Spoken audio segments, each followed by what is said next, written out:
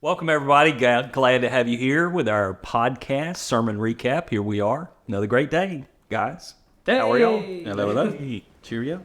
Everybody's in a crazy mood today, by the way, so there's no telling what's going to happen. We're filming in the afternoon. Usually we do morning, and We're not as I don't focused. know. We're not as focused right so now, focused. so we'll see Are how you? this goes. You ate your carrots today, didn't you? I did. Yeah. Vision is on point. Oh, Lord. All right. Yep. Yeah, this is going to go downhill the whole time. That's all this guy. Matt's crying over here. Man, it just really got to me. Oh, yeah. So week 3 of Yep, Arrows. week 3 it was. That was this past week. Had week 3 cheering about the release. We spent week 1 talking about the target and making Jesus the center of your home. Week 2, you focused in on the tension as you're pulling back on those arrows. And then week 3, we really focused in on the release. You had mentioned in the message that this was obviously something that you and Alexa have walked through recently over the last couple of years, as even as of as we're recording this tomorrow, you guys are taking Daniela to a new city that she'll be living in for the next year. But you mentioned about how difficult this one is. Why do you think this phase right here may be more difficult than any of the other rest? Just the whole releasing idea. It's just the end of a season in your life that hopefully you really loved and cherished, and they call it the golden years, when you got your little kids at home and they're growing up and you're just loving that, and you just realize you've come to the end of a season, and it's not going to be the same again, and it hurts. It really does. Everybody was crying all weekend. I mean, I've never had so much weeping. People were carrying Kleenex to each other in the sanctuary, and I'm like, oh, Lord, this is so heavy. But, it's real, and I really wanted to. I mean, you always want to put a good spin on something, or I don't, spin's a bad word, but you always want to bring something positive to the table, but there's no way around that this season just really hurts. You love your kids. You love having them home. This season of departure hurts. It does. There's no way around that. There's joy in it at the same time to see your children step out into the world and do well. Mm-hmm. That's joy to see them fulfilling God's plan for their life, full of joy. But the side of a parent seeing your child walk away, that's tough. Right. I love that I don't think I've ever heard it in the context of grieving, but I love that you gave permission to just grieve that moment. Not that the rest of your life isn't going to be great and there's not all the new things to look forward to, but taking a minute to just say, this part is over, and really just let that sink in. I don't think I would have called it that before I went through it. I just didn't realize that was it. It just hit me hard, and it was a grief. It really was. It was the hardest that grief had hit me probably up to that point in my life, really. Now, I'm unfortunately, we get older, we get a lot more familiar with grieving. We say goodbye to people and seasons, and we kind of know what it feels like. That's the first time it hit me really hard, and I think that's a good way to describe it. You, as we were kind of talking about this, I think you gave some really practical thoughts and some ideas as it relates to helping parents navigate that. For someone like myself, you still got younger kids at home. That seems like such a long ways off on one hand, but also I recognize that my kids are growing up fast, so I know that season is, while it is in the in the future, it's not in the too terribly distant future. So I'm back here taking notes as you're kind of giving these principles, and you really gave some healthy boundaries, I felt like, for parents, and I think for kids as well, as those kids that are going out. One of the things that popped into my head as you were asking this, as you were kind of setting this up, was I wonder what you might say to the parents who maybe are not in that season of where they're grieving the release, but they're having a hard time helping their kids to take that next step, to help them to get out of the house. What would you say to those parents there that are struggling with what to do to help their kids take that next step and help them to be released?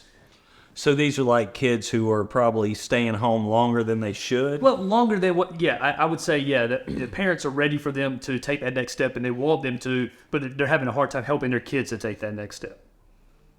I don't know how much good advice I would have. I think I would, that would be tough. Yeah. There's no way around it. It'd be tough to look at your child and say, hey, it's time for you to move on. Right. I have talked to parents who've had to do that, and there are times that, and we didn't talk about this yesterday, I approached it very much from the standpoint of the kid who's leaving soon and you hate it and you're grieving, but there's a group of people sitting there who's like, they need to move. Right. I still think there's a grief in them moving on into their adult life. These parents still struggle with that. Absolutely. But good parents also realize the need.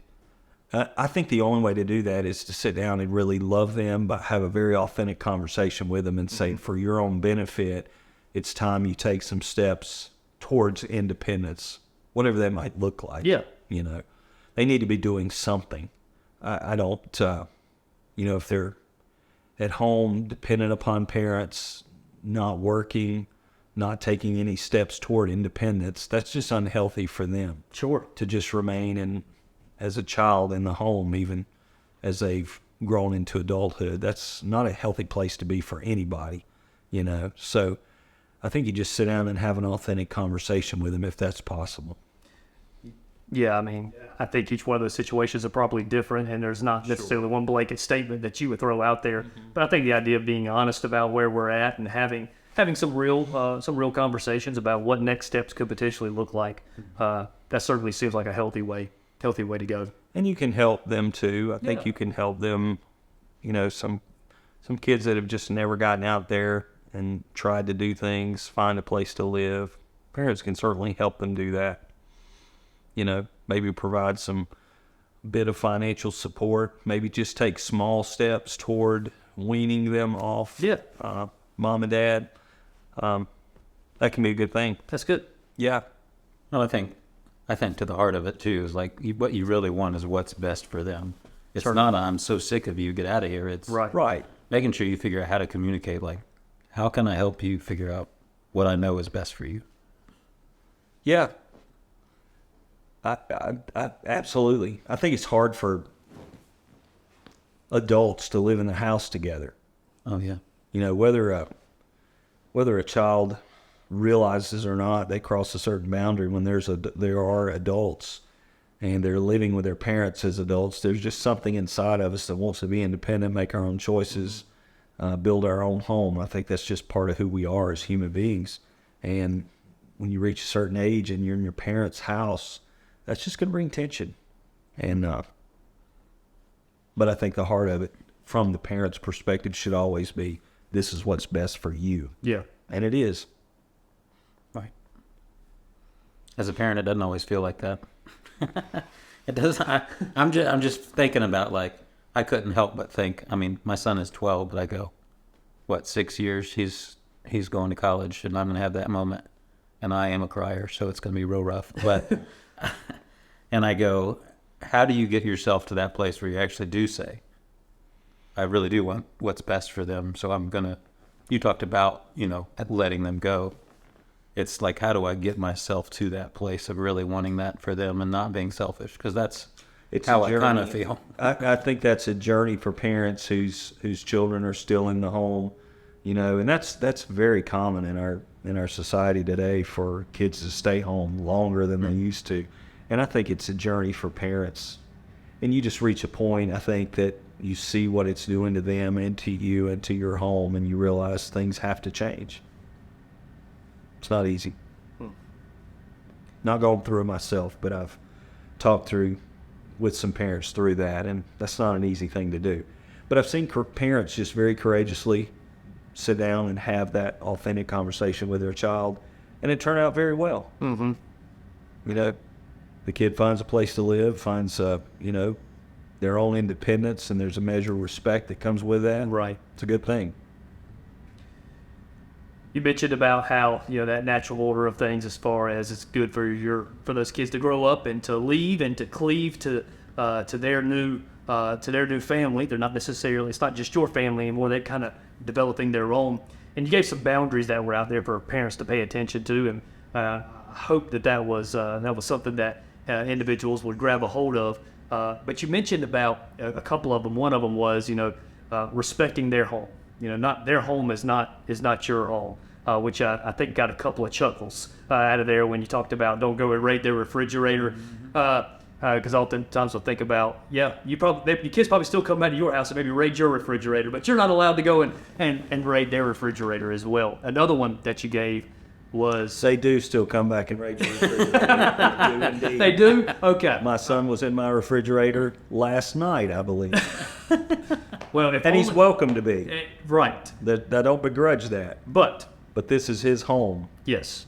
And his wife, we raised him. We grew up with him. We did not raise his wife. And she's our daughter. We treat her like that.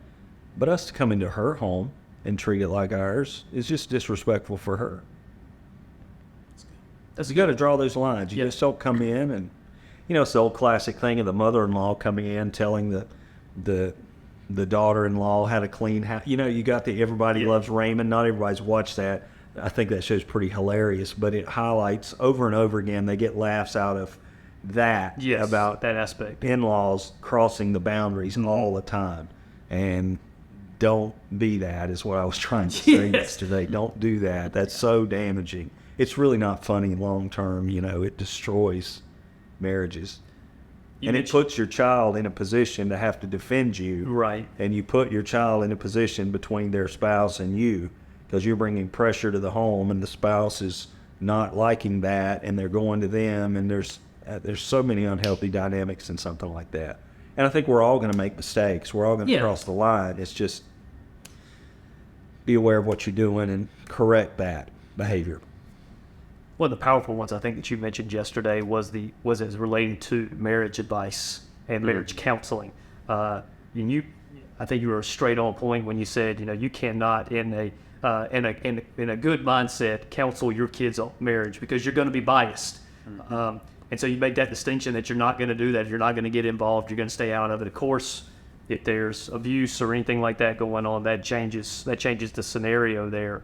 But in normal, there's going to be arguments. There's going to be disagreements within the marriage. Don't bring them to your parents, and you don't provide a listening ear for that as adults. I thought that was good. I thought it was really good. It's got to be a hard one too. We're blessed with my son and his wife having a good relationship and all. They really have a great relationship, and we're very happy with that. But if he were to come to me having marriage problems, it'd be really hard for me to say, son, let me get you some help. Yeah. But that'd be the right move, because if he were to tell me he's being mistreated or anything, it'd be hard. And if his wife were to tell me he was mistreating her, Right. I'd be upset with him too. Yeah. It's just you've got so much invested in it. A good counselor can stay emotionally detached from the situation and give really objective advice and input. When you're the parent, that is almost impossible to do. Let me push that a little bit further. Sure. One of the things that you laid out for this as well, I think it's one of the goals of parenting is that when you get to this stage where your kids have been released, is that you have that friendship there, right? Mm-hmm. Where you're close and you feel like you can, I want my kids to feel like they can talk to me about whatever's going on. Mm-hmm. They come to you and they just need a moment to vent. They just need a moment to talk about whatever's going on in the home at that point in time. You still say at that point in time, hey, I'm probably not the person that you want to talk to about this, because as a parent, you still it's hard to be unbiased, and it's hard to just listen. What would you say to something like that? I'm trying to think of what I would actually say as compared to what I would like to actually say. You know what I mean? Sometimes you hope you would react this way if that ever happened, and that may not be reality of what you do. Yeah. It'd be hard just to say, well, just, shut it and go to somebody else, you know. Absolutely. It would almost feel like that, saying that. I think if they had a situation where they broke down or were emotional, you just say, here for you, praying for you. Yeah. It's going to be okay. Get some counseling. But I'm not the one to walk you through this in the nitty-gritty of it. I'm just not the one. But you always love your child. And if they're having problems. I said yesterday, if there's a case of abuse or something and they come running home, take care of them. Absolutely. Put a stop to that. Do whatever you can, But if they have a spat, the one thing I would push on a little bit is say, I don't want to do anything that makes that a habit. that you can come to me. You know, I yeah. see situations where there's a fight in the home, and one goes running home to mom and dad to tell them what's going on, and then mom and dad store up some bitterness against that other one. Yeah. It's hard not to. Yeah, sure. You store that up, and it's hard to get rid of that, and that builds and builds and builds to where their relationship with the offending spouse, let's call it, is just tough to manage. So I always say, if you're going to get counsel, go to somebody who's really good at it. Sure. Go to somebody with proven character, and many times go to a professional. It's good. I think I love the way you wrapped it up, and I know that you even set it up saying it feels like it's where you're supposed to because you're the pastor, but just really the power of prayer Oh, and not taken for granted. That as a parent, like, our habit is right now putting the kids to sleep, and we say our prayers and we go through that. I had a friend back in Georgia, and we would sit down and talk through parenting stuff a lot, and he said, I still sit down every night and he prays, that his son would grow in wisdom and stature and in favor, and he goes through that prayer, Yeah. and he's watched it be lived out. And I loved you sharing the story of your dad and just the power of prayer. And I think a lot of times we think that it's such an easy church answer to give that we go, well, it probably won't really work, but I'll pray about it. I was curious if you had any more, I don't know, just any more thoughts on that idea of after they've left. Is prayer the only thing you've got left? I know that sounds kind of like, I guess I'm thinking like, what if you missed the target completely, or you shot it out and it's like, I don't even know what happened. At that point, do you have to back off? And I don't know if that's such a vague way to put it, but I think there are hard times that you have to back off when they want you to. yeah, We live in this world now, and I struggled with this yesterday because there's so many people dealing with different aspects of what we talked about there, and I struggle with it because we have, I know a lot of parents whose children have made decisions that just break their heart, decisions to do certain things that they don't feel is right for them, be in relationships that they don't feel is right for them, to do things, frankly, that many people I know consider immoral and, polar opposite to the behavior of a Christian. So parents really struggle with that. And oftentimes when they come to talk about that with the child is not receptive to the conversation. Many times the child is just pushed away from a relationship. And I think there are times we're seeing that a lot on a number of issues today, that people don't seem to be able to disagree with people and still maintain a relationship with them.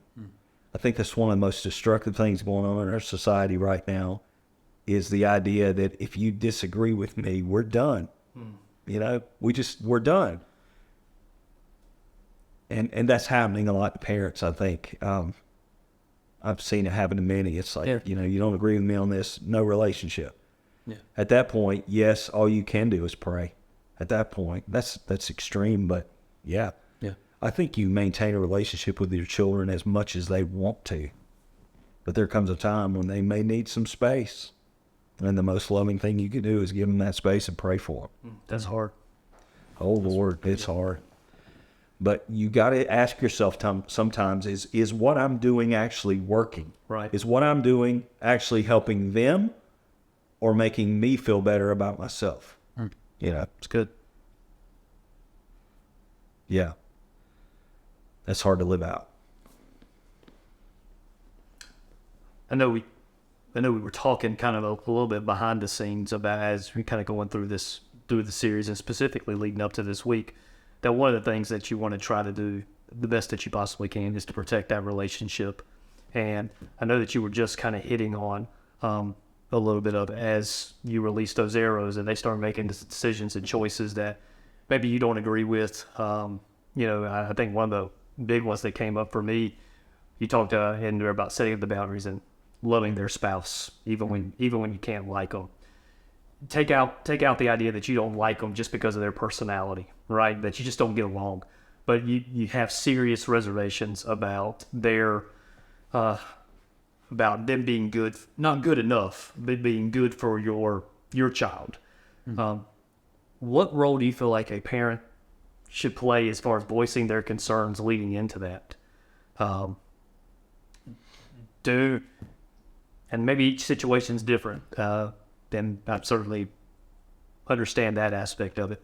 But do parents need to feel the need to step in and voice their concerns or do they err on the side of being supportive and trying to protect that relationship there with their child? Some of that would depend in my mind on the age of the child. Okay. You got a young child who's still in need of care and is let's say you got a 16, 17-year-old who's getting in a relationship that's really destructive. Yeah. You still have that role to kind of guide and direct. I think you got an older child, at a certain point, it goes back to give them advice when they ask for it. ask for it. Yeah. Yeah. I think at some point you have to respect them as an adult and respect that they're going to make decisions for themselves and be there in an advisory role if you're welcomed into that role. That's good. Yeah. Parenting at no matter the age is tough. It's not easy. It's No. tough when they're infants and you just bring them home. It's tough as they are entering into school and entering into the world of freedom with their license. And then it seems like it is just as hard, if not harder, when you pull back the arrow and you release them. Let me say this. My wife has said this many times. In every season of parenting, there is great joy and there's some heartache at the same time. Mm-hmm. Every one of them. Mm-hmm. There's something great to enjoy in all of them. You know, it really is. When you see them growing up young, discovering new things, learning to read, learning to do things, you see the joy they have at discovering the world. It's wonderful. And you have to discipline them or deal with their behavior sometimes as children. It's difficult. As they get older, there are joys and heartaches at the same time. But old parenting is such a wonderful thing. It's one of the greatest parts of my life has been being a dad, you know, and I wouldn't trade anything in the world for it.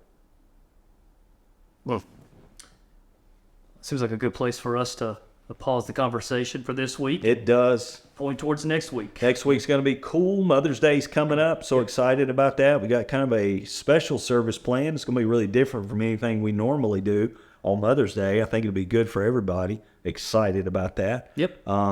Also, for this particular podcast, we're asking all of you who will to send us your parenting questions, and we'll try to answer some of those. We'll try to answer as many of them as we can in our time, and so we invite you to do that. Just drop us a comment, drop us a email or a call, whatever. Probably a comment on this thread would be the best way to do that, and we'll try to get to those questions. But thanks for being with us today. We'll see you next time.